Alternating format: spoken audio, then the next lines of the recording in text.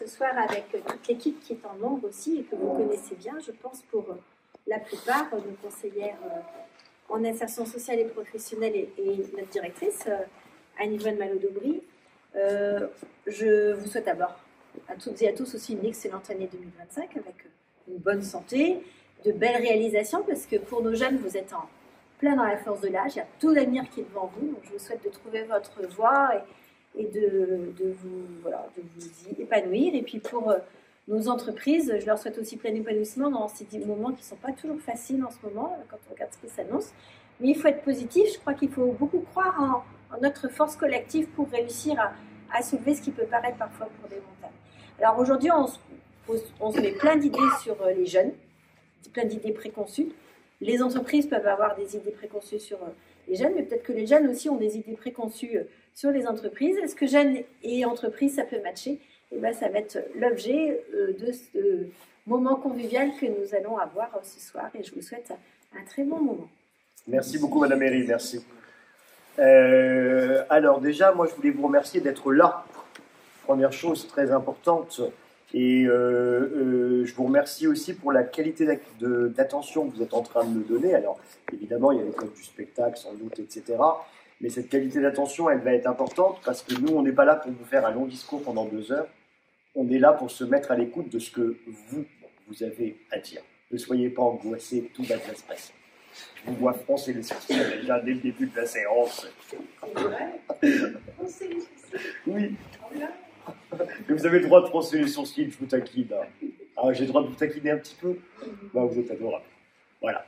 Est-ce qu'on vous a parlé de la compagnie Instant là, qui intervient donc avec mes comédiens ou pas du tout? Vous savez qui nous sommes ou pas du tout? Non, ici, vous savez, les entreprises non plus. Donc alors, je vais me permettre de présenter un peu la compagnie en quelques mots. La compagnie Instant est une compagnie professionnelle qui a été créée le 7 décembre 2001. Donc on a 23 ans d'existence. On a 2 particularités. La première, c'est qu'on est installé en milieu rural à N20, dans le Morbihan, donc à 15 km de Vannes. Et ça, c'était très important dans l'intention qui était portée par la compagnie, c'est-à-dire aller à la rencontre des publics sur les territoires. Très important. Et donc la deuxième, c'est que nous rayonnons sur la France entière. La compagnie Instant, à titre indicatif, sur la saison 2023-2024, a donné 272 représentations de ces spectacles. Sur 365 jours, je vous laisse imaginer, ça ne nous laisse pas beaucoup de temps pour chômer. Okay. Et on joue à Paris, on joue à Lyon, à Colmar, à Bordeaux, à Saint-Jean-de-Luz, à Bayonne, à Narbonne, à Rouen. Je ne vais pas vous citer toutes les villes, mais c'est conséquent. Alors pourquoi on vient chercher une compagnie dans un village de 6000 habitants pour faire le tour de la France?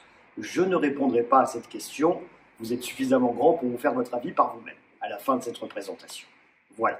La particularité de ce que nous allons vivre là ce soir, c'est que toutes les histoires que nous allons vous présenter sont des histoires vraies, qui ont été livrées, racontées par le biais de l'équipe de la mission locale. C'est l'équipe de la mission locale qui m'a remonté les informations. Alors évidemment, ce ne sont pas les vrais protagonistes qui vont venir jouer leur histoire devant vous. Ce sont des comédiens professionnels. Ils ont l'habitude de jouer du Shakespeare, du Molière, des textes contemporains. Là, ce qu'ils vont faire, ce n'est pas tout à fait la même chose. C'est-à-dire qu'ils vont mettre leur énergie, leur cœur, leur voix, leur talent au service de gens qui vivent vraiment et qui sont, au moment où on va parler d'eux pendant toute la soirée, quelque part dans un endroit sur le territoire. Okay. L'équipe de comédiens, je vous la présente. Donc vous avez Vincent Leflemme. Bonjour. Bonjour. Vous avez Mélanie Ralaya-Rinosi. Bonjour. Et vous avez Rémi Cléné. Bonjour. Moi, je vais être votre interlocuteur privilégié. Ça veut dire que pendant ces 2 heures, vous allez voir que chaque scène se décompose en plusieurs séquences. Et à l'issue de chaque séquence, je viendrai vous demander ce que vous pensez de ce qu'on a vu.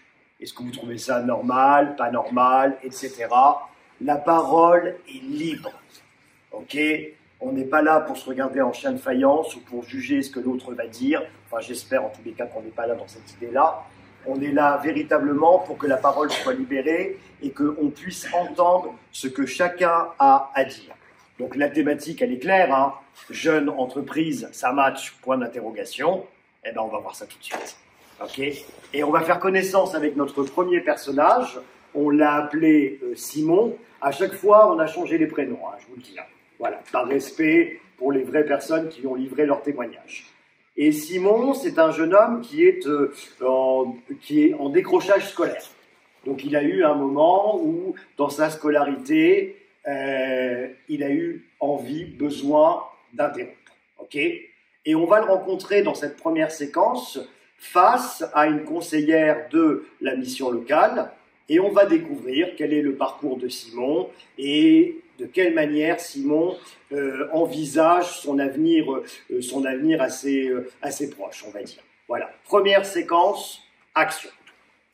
Alors, Simon, j'ai bien reçu tous les documents que tu m'as envoyés, donc ça c'est super. Est-ce que tu peux m'expliquer un petit peu pourquoi tu te diriges vers la mission locale? Parce que je viens de travailler. Chercher du travail. Ouais. C'est ça? Tu as besoin d'aide pour chercher du travail? Ouais. D'accord. Est-ce que tu as déjà une expérience? Non? Tu peux me parler un peu plus de toi, de ton parcours? Tu as fait des études? Ouais, j'ai arrêté en 3e. D'accord. C'est pas un souci, t'inquiète pas pour ça. Voilà, après, j'ai 17 ans. D'accord. D'accord. Et tu as déjà eu une expérience professionnelle ou pas encore? Non, pas encore. Non, d'accord. Eh bien, est-ce que déjà tu sais un peu vers quel domaine tu aimerais te diriger? Non. Non plus. D'accord. Alors écoute, là comment je te vois déjà, bon, tu es jeune, tu es en forme physiquement. Peut-être que commencer un métier plutôt manuel ou physique, ça pourrait te correspondre. Là, je pense tout de suite plutôt dans la grande distribution, ça te parle un petit peu? Ouais. Oui, ça te parle? D'accord, Oui. super, c'est déjà un point positif. Ce qu'on va faire, c'est que tu n'as jamais fait d'entretien d'embauche, j'imagine? Non. Donc tu ne sais pas du tout comment tu pourrais te présenter, comment tu pourrais te vendre. D'accord, ce qu'on va faire, c'est qu'on va faire une petite simulation. Imagine que je suis un employeur. Je suis à la recherche d'un nouvel employé et tu as entendu parler d'une entreprise et tu souhaites entrer dans cette entreprise. D'accord? On fait ça? D'accord, c'est parti. Bonjour. Bonjour. Je m'appelle Simon. Enchanté, Simon. Enchanté. J'ai vu votre annonce. Ok, pardon, je te coupe juste tout de suite. Déjà, alors, corporellement, ce que je pourrais te dire, c'est il faut que tu sois plus sûr de toi, plus présentable. Là, on a l'impression que tu n'es pas très, très motivé. Montre ta motivation déjà corporellement. Tu vois, déjà, sors les mains de tes poches, redresse-toi sur ta chaise, voilà. Peut-être quand tu me parles, regarde-moi dans les yeux. Ouais. Et puis, tout ce qui est heure, peut-être un petit peu moins. Montrer que tu as confiance, que tu as envie, tu vois ce que je veux dire? Ok, je t'écoute. J'ai vu votre annonce. Mhm. Ça m'intéresse. D'accord. Pour quelles raisons? Quelles sont vos motivations? Pour découvrir déjà. D'accord. Le salaire aussi quand même. Ok. Et alors, bon, déjà, tu as respecté ce que je t'ai dit, tu t'es redressé, tu étais plus sûr de toi. Il y a encore quelques petites choses à travailler. D'accord? Mais ça, on aura le temps. Là, je pense à une entreprise, ils organisent un job dating dans 3 semaines. Je pense que ça peut être bien ça pour toi. Comme un entraînement, et puis peut-être que ça va fonctionner.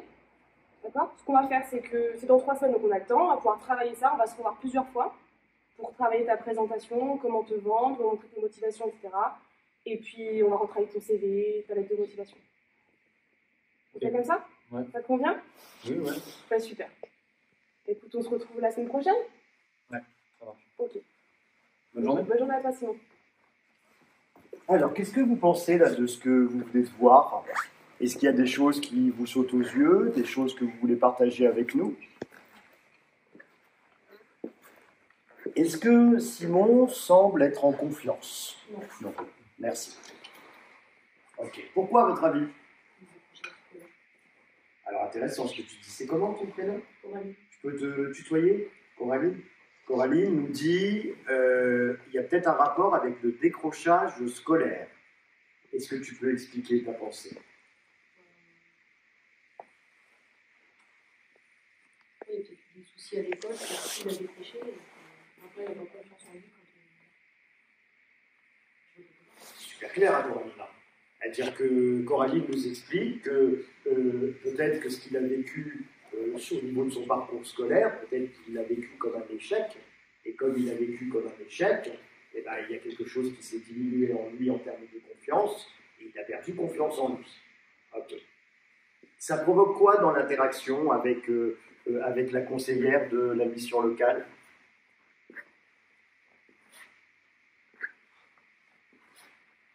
Qu'est-ce que vous en pensez, messieurs, dames? Ça fait un malaise, il se sent pas bien. De l'autre côté, la personne elle essaie de creuser, mais du coup, peut-être que ça le stresse encore plus. Enfin, du coup, des deux côtés, en fait, c'est pas forcément vrai quoi. Je suis d'accord. Et on le reçoit nous-mêmes en tant que spectateurs, on est d'accord, hein, c'est très très juste. C'est-à-dire que tu vois, c'est intéressant, et c'est intéressant ce que vous dites, le fait d'être dans une situation où sur un plan émotionnel, ben, il y a une espèce de fragilité, je vais le dire comme ça provoque une difficulté dans la capacité de rentrer en contact avec l'autre, et évidemment, même si la personne essaye d'accompagner au mieux le jeune homme, eh ben, c'est pas facile de le sortir de la situation qu'il a vécue. Donc je reprends tes mots, Coraline, si je ne me trompe pas de prénom, pardon, c'est-à-dire quelque chose qui serait un petit peu cassé suite à un décrochage scolaire. Très intéressant, très intéressant. Alors, on va avancer, on va retrouver notre personnage de Simon dans le cadre de la situation professionnelle. Ok? C'est-à-dire que là, on va le retrouver au sein de l'entreprise, donc en entreprise de grande distribution, hein, vous avez entendu, c'est là qu'il va être envoyé. Et ben, on va voir comment va se passer son intégration au sein de cette entreprise. Voilà, si les comédiens sont prêts, deuxième séquence, action. Bon voilà, donc, comme je t'expliquais, là on est dans l'entrepôt, ok? Donc c'est compartimenté. Donc tu as le secteur 1, 2, 3, 4. Le 1 c'est le petit volume, le 2 c'est le gros volume, là tu as fruits d'ail et là tu as surge, ok?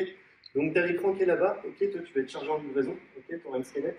Et toi ton objectif c'est de récupérer dans chaque secteur la commande, ok? Tu regroupes tout et tu envoies ça au client. Bon bien sûr tu as 5 minutes pour livrer, ok? Donc à chaque bip, c'est un client qui arrive. Tant que la commande n'est pas prise, ça bip tout le temps. Ok, ça c'est clair. Ouais. Si tu as un deuxième livreur, si tu as besoin d'un coup de main, tu as un deuxième livreur, tu as juste à gueuler dans l'entrepôt, deuxième livreur s'il vous plaît. Okay. Après, tu vas être chargé, s'il n'y a pas de livraison, tu vas être chargé aussi de faire des commandes, préparer les commandes pour les mettre dans chaque secteur. Et peut-être aussi la mise en rayon, à voir si les gars ont besoin d'un coup de main. Okay. Très important aussi, tu auras un badge pour avoir avec la RH pour récupérer ça. Donc c'est simple, c'est 1 heure égale 3 minutes de pause. Okay. Donc 5 heures, ça fait 15 minutes de pause. Voilà. Très important, je ne veux pas de bavardage dans les rayons, des trucs comme ça. Okay, c'est à la pause. Okay. Et pareil pour la tenue, ça sera chaussures de sécu et le pantalon, ça ne va pas le faire. C'est pantalon serré. Okay. Mais j'ai pas de chaussures, mon papier. Et bah, tu verras ça avec Hugo. Hugo, il va te filer ça. Okay. Autrement, qu'est-ce que je voulais dire? Ouais, très important, on verra sur tes stats, okay, parce que du coup, c'est 30 secondes chaque produit okay, que tu mets en rayon. Okay, que tu mets dans la commande, et livraison, donc comme je te dis, c'est 5 minutes. Si tu dépasses, ça passe encore, mais au bout de 7, bon là, on verra ça ensemble. Ok. Bon, et oublie pas de prendre une scanette. Ça marche? Bon, on se voit tout à l'heure.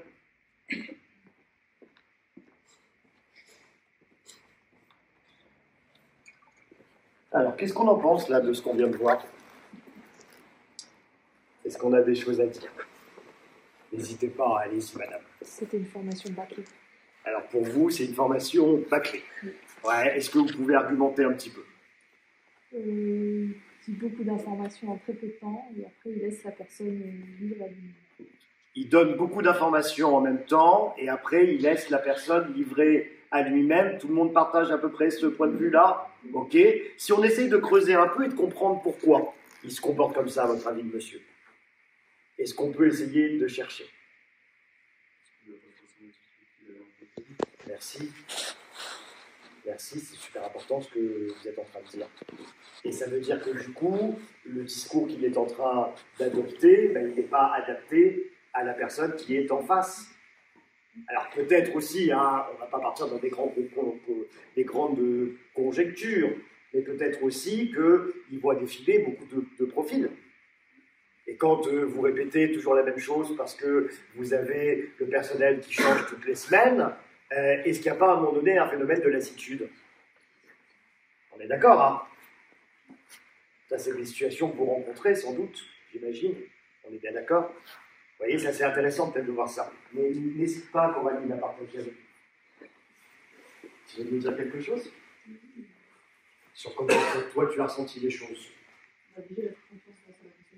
Oui, ça c'est un point important, ce que dit Coraline, c'est que grâce à l'accompagnement de la conseillère, on l'a senti plus en confiance dans cette deuxième séquence que dans la première séquence. C'est très intéressant. Est-ce que vous voulez rajouter quelque chose sur la relation, comment vous avez senti, vous, Simon, et la relation qu'il a eue avec ce responsable de ligne, entre guillemets?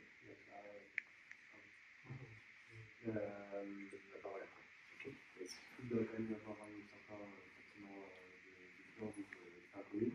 Il n'y a pas forcément de questions de la part du Simon. Il demandait de répéter également. Intéressant. Rappelle-moi ton prénom. Mathéo. Mathéo, je ne te l'avais pas demandé, Mathéo, autant pour moi.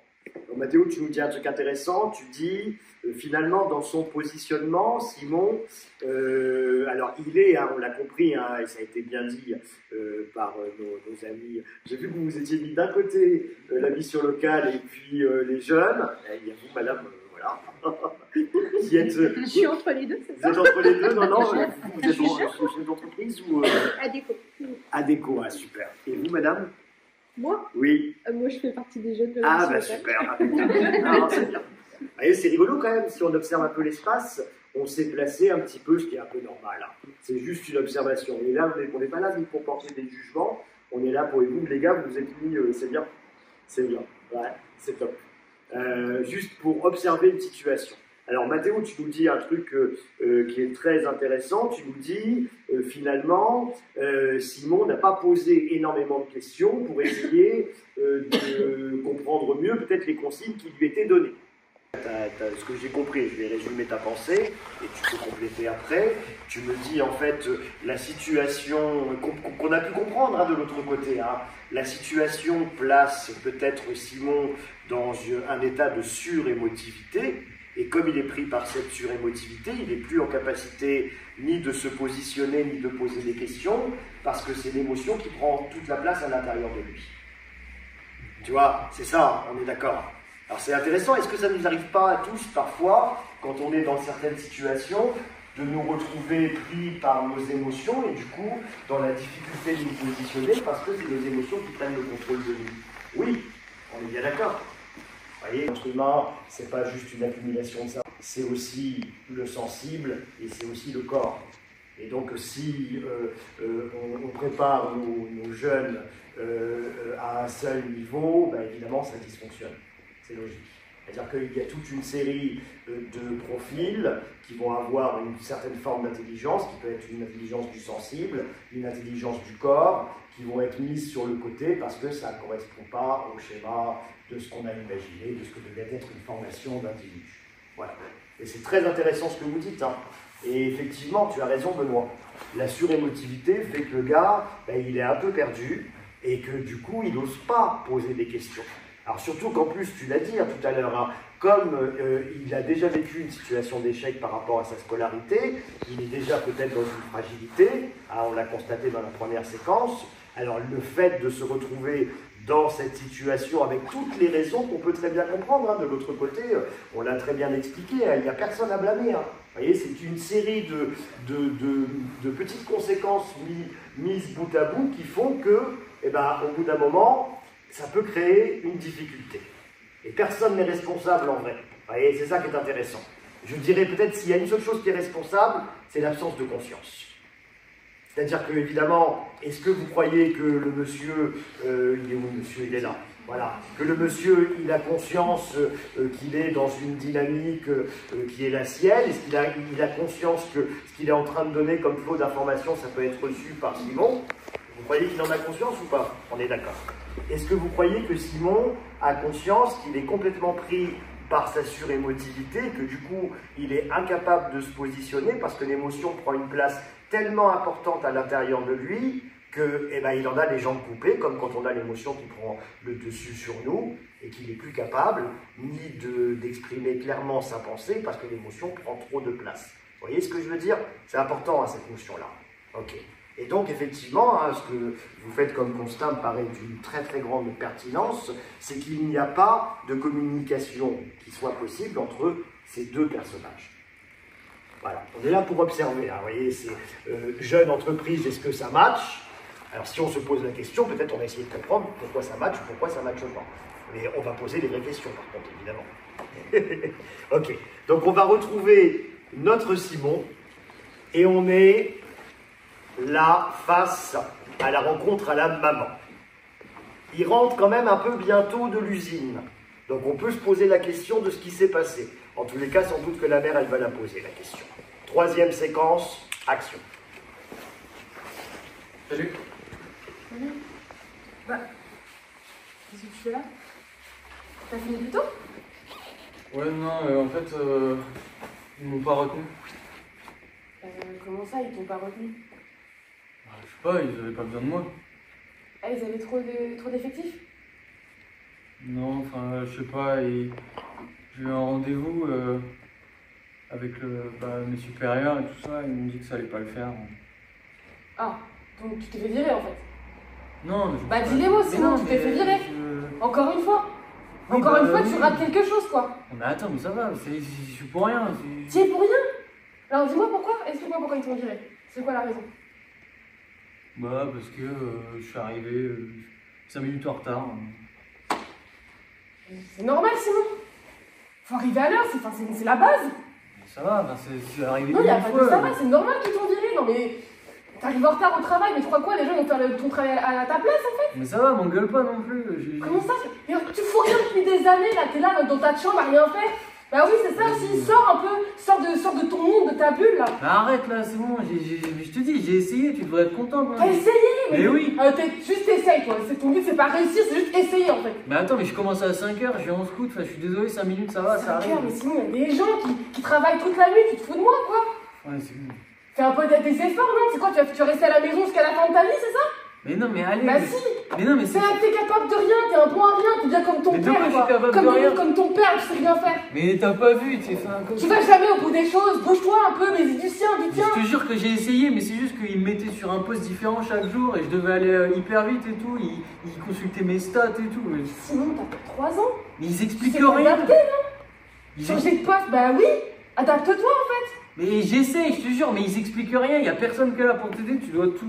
Non, suis pas une excuse. T'es un bon rien, c'est tout, tu sers à rien. Bah, allez, vas-y. Allez, vas-y quoi?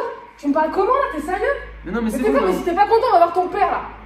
5 ans, tu réponds pas. Va voir ton père, là, vous êtes bien pareil tous les deux là. Allez, vas-y. Ça a rien à voir. Rien à voir, c'est ça. Je me casse. Finir à la rue. Ça a rien à voir avec mon daron. C'est ça que tu veux, finir à la rue? Allez, c'est bon. Continue sinon. Alors, quelles sont vos impressions par rapport à ce qu'on vient de voir?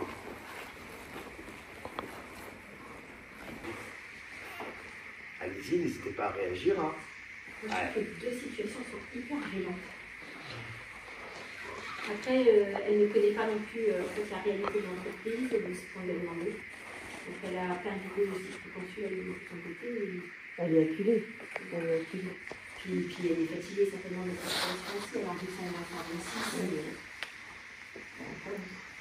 Et vous dites une chose très, très précieuse, vous dites elle a des idées reçues sur ce que doit être la situation du travail de Simon. C'est juste. Et il y a, vous avez raison, là, voilà. On est d'accord. Il y a le passé, donc au sein de cette famille, et ça a des conséquences que vous avez dit, c'est la première phrase que vous avez dite, je la retiens, elle est très juste. Vous avez dit, ça ne va pas l'aider à avoir confiance en lui. Bah, évidemment, si on me renvoie une image de moi qui est négative systématiquement, est-ce que ça m'aide à développer de la confiance en moi-même? Tu veux dire quelque chose? Non, je ne sais pas qui a parlé, j'ai entendu. Tu as dit non, on est bien d'accord. Ok. Donc la question que j'ai envie de vous poser, est-ce qu'on aurait pu changer cette situation? Et qui, dans les personnages que nous vous avons présentés, aurait pu changer la situation? Alors, qui a, là on a parlé le premier, c'est toi. Ah, c'est bien, hein, c'est bien. Toi tu dis la mère, de quelle manière? Avec la remise en question. Parce que c'est pas parce que son fils était comme ça avant qu'il n'essaie pas de changer. Et pour elle, c'est après. Après, ça ne changera pas. Il faut qu'elle se mette en question elle dans sa vie déjà. Et puis, Ah, intéressant, c'est comment ton prénom? Manoa. Manoa, M-A-N-O-A. Avec un H à la fin. D'accord, merci. Tu n'avais pas entendu ce prénom. Merci pour la remarque. Donc Manoa, tu nous dis, en fait, le comportement de la mère, pour toutes les raisons qu'on nous a expliquées, hein, c'est vachement intéressant, hein, tu nous dis le comportement de la maman, ben, il faut qu'il soit remis en question. Ça veut dire que si toi, tu étais, imaginons, le père de Simon, tu réagirais comment par rapport à ce jeune?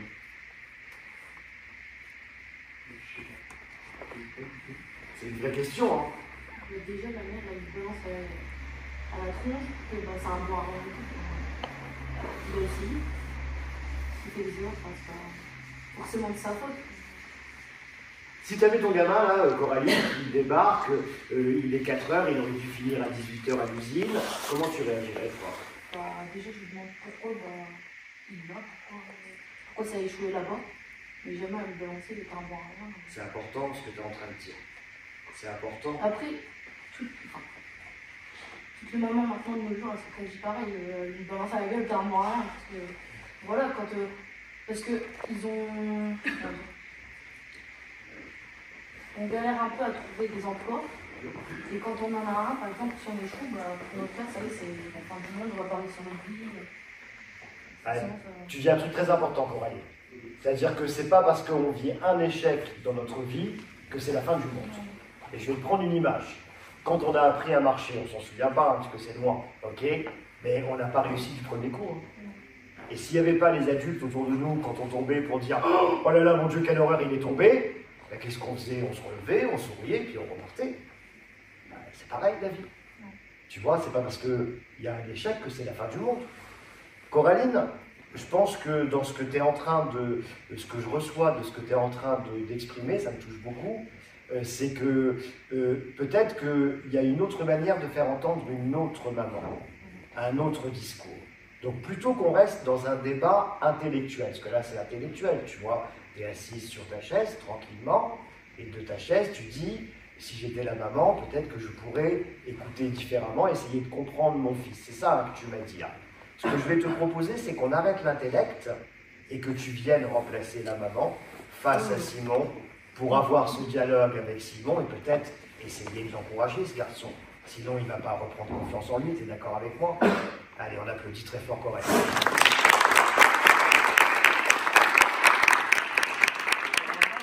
Merci à toi. Alors, mes amis spectateurs, je vais compter sur vous. Parce que évidemment, quand on est, tu le sens peut-être déjà, hein, quand on est sur la scène, évidemment, tu sens que ça fait monter une émotion. Hein. Voilà.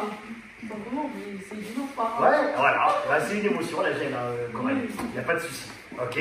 Donc, t'inquiète pas, ça va être naturellement, tu vas voir. Alors, c'est intéressant parce que, évidemment, quand je suis dans une situation, on en a parlé rapidement tout à l'heure, on a dit qu'un être humain, ce n'était pas qu'un cerveau sur des petites papates, c'était aussi des émotions et puis aussi un corps. Et là, toi, tu es plongé dans cette situation-là. Ce que je te propose de passer du monde des idées au monde de l'expérience, in situ. Ok?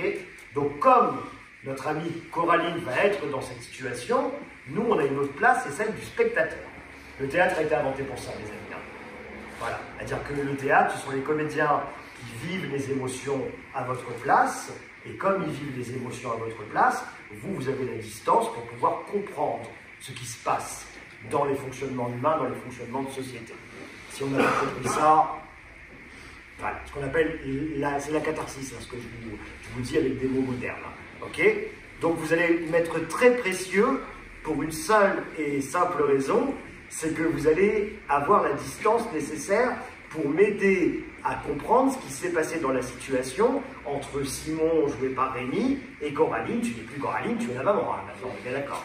Ah, t'es la maman, c'est fini. Ok? Et donc ce regard extérieur, il va nous être précieux parce que une fois que la scène sera terminée, évidemment, on va prendre un temps pour relire tout ça, pour donner du sens. Ok. Donc, écoute, tu peux t'installer, hein. C'est lui qui va démarrer, il va rentrer à la maison, à ton fiston. Voilà, ok. Il est 16h et puis il aurait dû rentrer à 18h, hein. Le coquinou. Hein? Bon. Allez, on est parti. Action.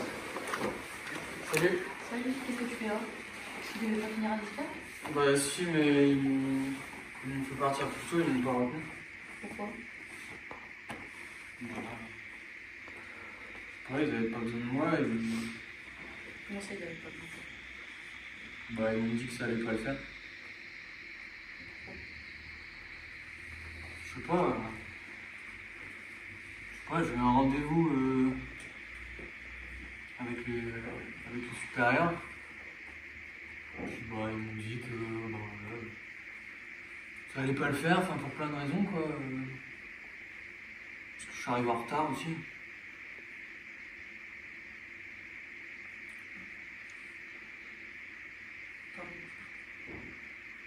Bah, c'est comme ça, mais j'avais 5 minutes de retard, tu vois, c'est rien, tu vois. Sauf qu'ils ont un truc, un système où tu vois, tu dois badger et tout ça. Et bah, c'est juste que voilà, j'avais 5 minutes en retard et ils l'ont vu, et du coup, bah, ils étaient pas contents quoi. C'était la route qui t'en retard. Bah ouais. Tu leur as expliqué? Bah je leur ai dit, ouais, bah attendez, je commence tôt. Voilà, j'ai un scooter, c'est ma première semaine et tout, mais en même temps, ils étaient pas du tout à l'écoute. Ça fait 2 semaines que j'y étais, et, tu vois, ils m'expliquaient rien. Je devais tout apprendre moi-même. Je connais même pas le nom des collègues.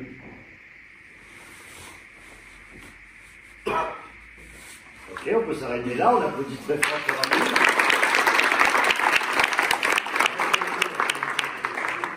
Je vais me mettre ici à côté de toi.